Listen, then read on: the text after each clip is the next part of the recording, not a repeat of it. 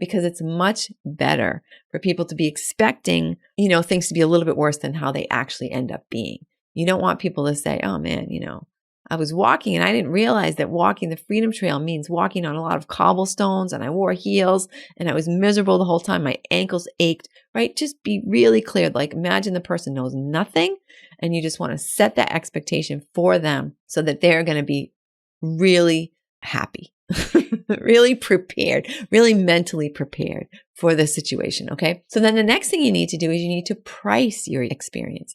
How are you going to price your experience, right? Well, first of all, you have to be aware that Airbnb is going to take 20% of whatever you collect from that guest. So if it's a $10 event, you're only going to get $8. So keep that in mind. Then you want to think about, what are your actual expenses? Is there going to be gas? There's certainly your time. There are going to be any materials or equipment that you need to buy.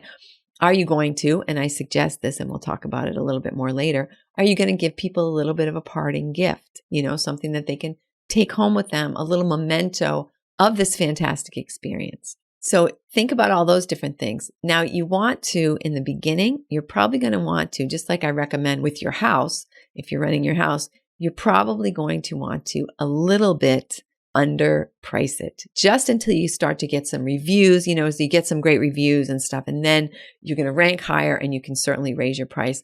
If your offering is really unique, like yoga with goats, I hate to keep bringing that up, but it's quite a unique experience.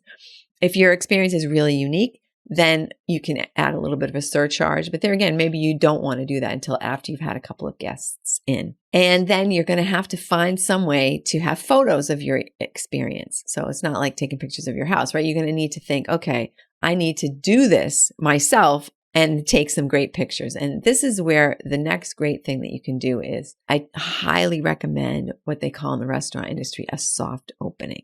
So you're going to invite your friends, people who love you, but people who are honest, people who are brutally, achingly honest. So you want to hear from them based on what you told them, based on what you did to set expectations, how they feel about what they got versus what they thought they were going to get. And I'll ask them to be very frank with you about suggestions, things that could have made it better. And while you're doing your soft opening, that's where you're going to take the pictures. Ask your friends if you can have permission to take pictures of them smiling and laughing and enjoying themselves.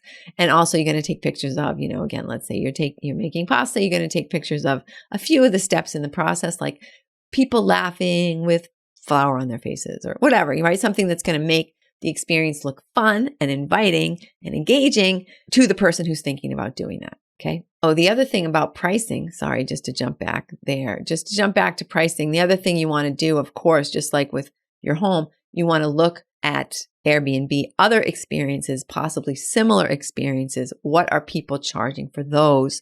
And can you compete with them and still, can you cover your expenses and still slightly underprice your event? It's not necessarily that you're going to find the same event in your area, but just try to do your best and, extrapolate a little bit. So this person's making pizza, I'm making pasta.